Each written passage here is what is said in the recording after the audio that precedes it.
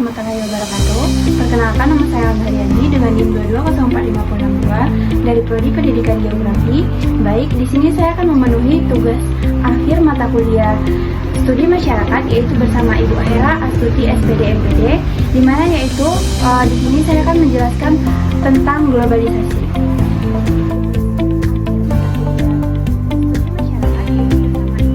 Globalisasi dapat diartikan sebagai sebuah proses di mana batas-batas dalam suatu negara menjadi bertambah sempit karena adanya kemudahan dalam berinteraksi antara negara, baik dari segi perdagangan, gaya hidup, informasi, maupun dalam bentuk interaksi yang lain.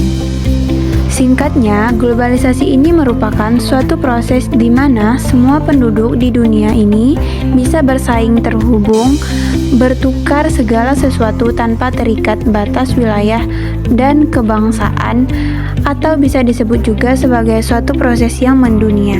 Adapun faktor penyebab terjadinya globalisasi ini, yang pertama yaitu perkembangan teknologi informasi dan komunikasi yang berperan penting dalam memudahkan interaksi manusia dimanapun dan kapanpun berada.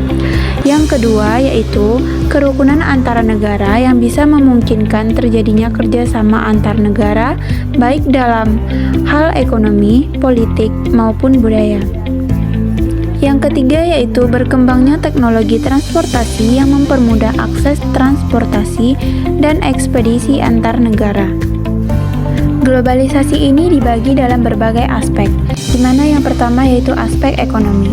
Dalam aspek ekonomi bisa terjadi perdagangan internasional, yaitu terjadi proses ekspor dan impor, lalu investasi dengan negara asing, seperti yang marak terjadi akhir-akhir ini. Oleh Badan Pusat Statistik atau BPS, mencatat nilai ekspor Indonesia pada Agustus 2019 mencapai 14,28 miliar US dollar. Perdagangan yang dunia juga membuat Indonesia lebih mudah mendapatkan belanja dari mancanegara. Pada Oktober 2019, tercatat terdapat investasi asing di Indonesia mencapai 105 triliun US dollar. Singapura menjadi penanam modal terbesar mencapai 1,9 miliar US dollar. Yang kedua yaitu dari segi aspek politik. Di sini terjadi kerjasama internasional, diplomasi, pembentukan organisasi internasional. Yang ketiga yaitu dari aspek sosial. Di sini masyarakat saling toleransi antara budaya yang berbeda-beda dan beragam yang berada di sekitar lingkungan hidup mereka.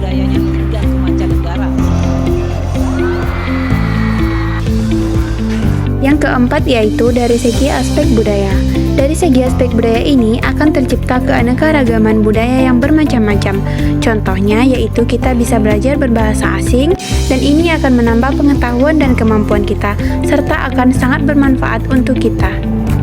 Globalisasi ini tentunya memiliki dampak positif dan dampak negatif, di mana dampak positifnya yaitu yang pertama, berkembangnya ilmu pengetahuan dan teknologi. Tentunya ini akan mempermudah kita dalam mengakses informasi dan melakukan transaksi maupun bepergian ke negara lain. Yang kedua yaitu meningkatnya efektivitas dan efisiensi. Yang ketiga yaitu meningkatnya perekonomian negara.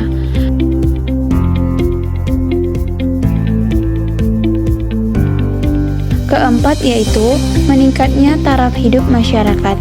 Kelima, komunikasi semakin cepat dan mudah. Selanjutnya yang keenam yaitu berkembangnya dunia pariwisata. Dan yang terakhir, terjadinya perkembangan alat komunikasi dan keterbukaan informasi. Selanjutnya yaitu untuk dampak negatif dari globalisasi ini, yang pertama yaitu westernisasi, di mana masyarakat meniru gaya kebarat-baratan. Yang kedua yaitu demoralisasi, terjadinya korupsi, pergaulan bebas.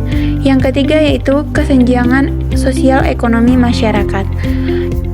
Yang keempat yaitu kriminalitas yang semakin meningkat, sehingga ini menjadi ancaman yang sangat berbahaya untuk masyarakat banyak. Selanjutnya yaitu pencemaran lingkungan. Keenam yaitu kenakalan remaja. Dan yang terakhir yaitu individualisme makin tinggi, di mana seseorang mementingkan diri sendiri daripada orang lain. Mungkin sekian penjelasan tentang globalisasi dari saya. Semoga video ini bisa memenuhi tugas akhir saya bersama Ibu Hera Astuti. Saya akhiri